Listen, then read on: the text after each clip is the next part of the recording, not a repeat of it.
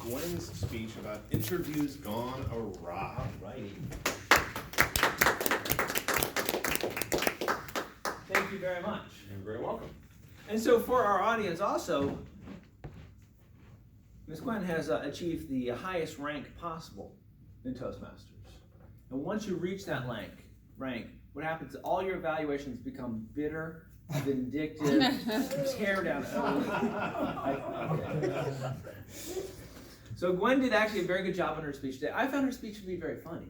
It wasn't actually intended as an amusing speech, but in all honesty, when you're giving speeches, being funny is sort of a tricky thing to do. But I thought Gwen did an excellent job of that today, right? So there was humor worked in throughout her speech. That was very good. Gwen's actual goal for this particular speech was to organize her speech, okay? And in speaking, it's actually pretty simple to organize a speech. You have an opening, you have a middle, and you have a conclusion. And so that's where the majority of my comments will come from. I thought that Gwen did an excellent job with her opening. I don't know if you noticed her or not, but she started out her speech by asking a question, which is a pretty classic move, because when you ask your audience a question, what happens is they stop listening to you for just a brief moment, and they start thinking about what the answer to the question is, right? When you've done that, you've hooked them. You've hooked them into your speech. You've got them interested, because now that you've asked them the question, they've thought about what their answer is, they want to know what's your answer to that question. And so already at the very beginning of her speech, she involved us in it. So I thought it was an excellent opening. I thought it went very, very well. Now, the body of her speech actually consisted of 4 separate stories, which I thought was a very interesting approach, okay? Because it's basically, you got sort of a chunky sort of thing going on here. There's a challenge when you do things that way, and there was a challenge with her particular speech. She had 4 stories, and they were actually very interesting stories unto themselves, no question about that whatsoever.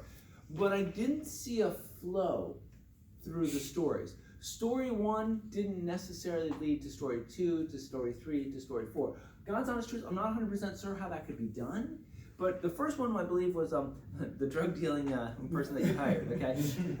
As you go into the second one was the sweating person, right?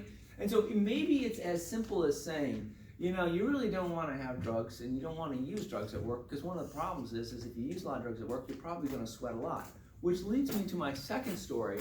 And you go, something that would sort of tie story 1 to story 2. They were great, but they were isolated islands by themselves. But they were very interesting.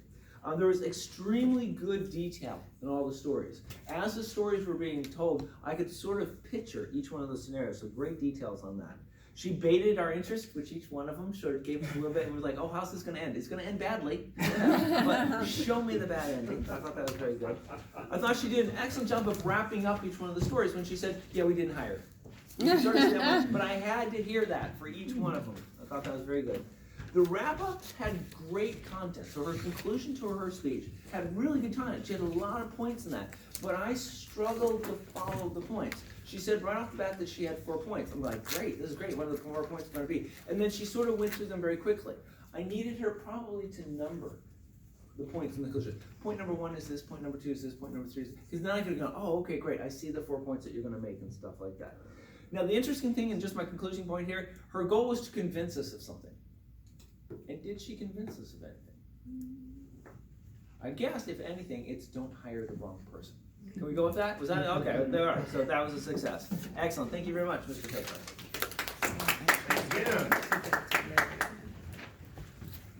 All right, so if everybody could please take a moment to vote for your favorite evaluator, your favorite evaluation.